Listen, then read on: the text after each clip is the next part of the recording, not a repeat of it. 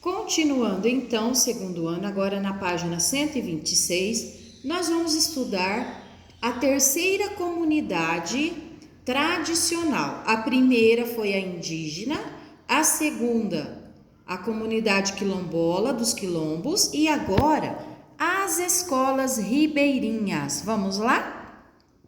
O que será que significa escolas ribeirinhas?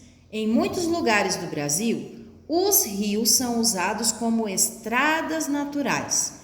Muitas pessoas vivem ao longo deles, nas chamadas comunidades ribeirinhas. Nesses locais, as escolas ficam às margens dos rios ou em barcos escolas. Esse aqui é um exemplo de um barco escola, de um transporte escolar, tá? Na comunidade ribeirinha de Santarém, no estado do Pará. Essa foto foi tirada no ano de 2019.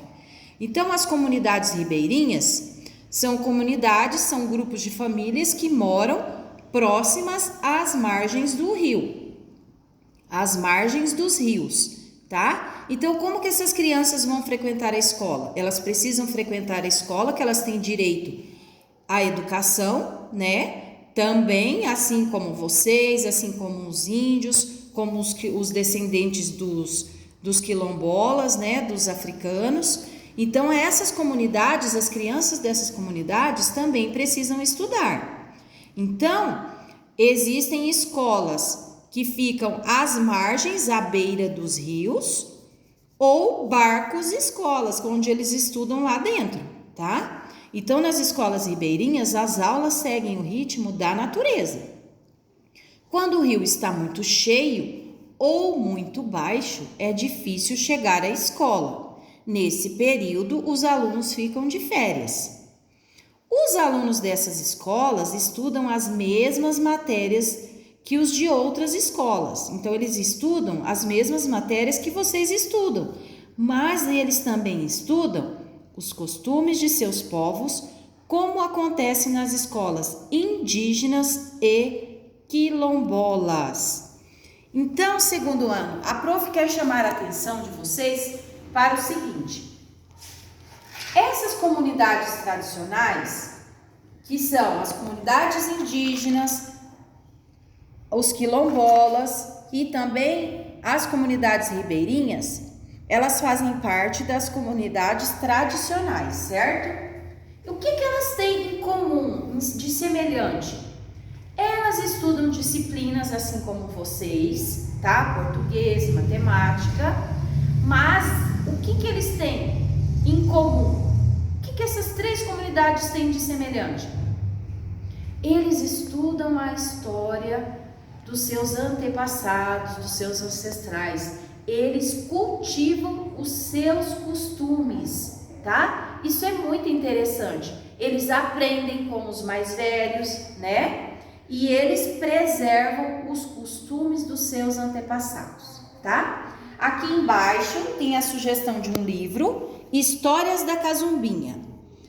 Cazumbinha cresceu cantando, tomando banho de rio, pegando frutas da mata, subindo em árvore, correndo de boi. Ela cresceu no interior da Bahia, às margens do Rio São Francisco, em um lugar muito especial, uma comunidade quilombola. Foi nessa região que a menina aprendeu sobre a vida e se interessou pelo mundo. Foi lá também que ensinaram Cazumbinha a ler e a escrever e onde ela decidiu que queria revelar ao mundo o seu universo. Muito bem, Histórias da Cazumbinha. Agora, sobre essas três comunidades tradicionais que nós estudamos hoje, nós vamos responder essas questões na página 127. Vamos lá então? Classifique as escolas abaixo. A primeira foto, observem as características das crianças. A maioria é de pele negra, então se refere à escola indígena ou quilombola? Na primeira imagem, escola quilombola. Vamos escrever? Quilombola. bola, que vem de quilombo.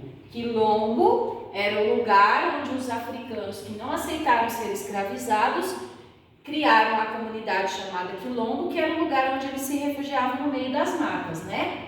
Então aqui na primeira foto é uma escola quilombola. Do lado dela é uma escola quilombola ou indígena? Indígena. Muito bem. Observem as características dos indígenas lá. Indígena. Agora, na letrinha B, nós temos duas fotos, certo?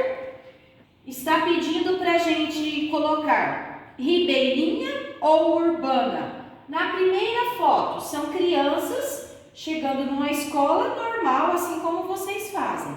Então, é uma escola urbana ou é uma escola ribeirinha? Escola urbana, porque é na cidade. É uma escola que fica na cidade. E essa aqui, a última foto, é uma escola às margens do rio. Então, é uma escola ribeirinha. Muito bem. Ribeirinha. Ponto final. Na questão número 2, pergunta assim: qual dessas escolas é mais diferente da sua? Por quê? Qual dessas 3 escolas, quilombola, indígena ou ribeirinha, que tem mais diferenças comparada com a escola de vocês? É a quilombola? É a indígena? Ou é a ribeirinha? E por quê? Imagino que seja a ribeirinha, vocês concordam comigo? Por quê? Porque a ribeirinha fica às margens do rio, né? É muito diferente da quilombola, da indígena e da urbana, que é no caso da nossa escola, certo? Então, a ribeirinha, ela fica num lugar bem diferente das outras escolas, certo? E ela também, qual é uma das características da escola ribeirinha? Eles preservam os costumes da sua comunidade, dos seus antepassados, certo? Muito bem. Agora na questão número 3, contorne com lápis de cor verde a frase correta. Peguem o lápis de cor verde e nós vamos contornar, circular a frase correta. Vamos ver qual que é a correta? Na letrinha A fala assim: somente as crianças da cidade têm direito à educação. Isso é verdade? Não. Letrinha B: todas as crianças brasileiras têm direito à educação. Eu vou ler a C agora para a gente comparar. Crianças indígenas não precisam frequentar a escola. Não, né? Isso não é verdade. Então, qual das alternativas que é a correta? A B ou a C? Alternativa B. Vocês vão contornar com o lápis de cor verde a frase inteira da letrinha B. E qual que é a frase? Todas as crianças brasileiras têm direito à educação, como a gente já falou anteriormente. Toda criança e jovem entre 4 e 17 anos tem direito à educação no Brasil, certo? Muito bem, então. Então, hoje vocês aprenderam sobre outras comunidades escolares bem diferentes da nossa, né? Muito bem. Então, essa foi nossa aula de hoje de História e Geografia. Beijos!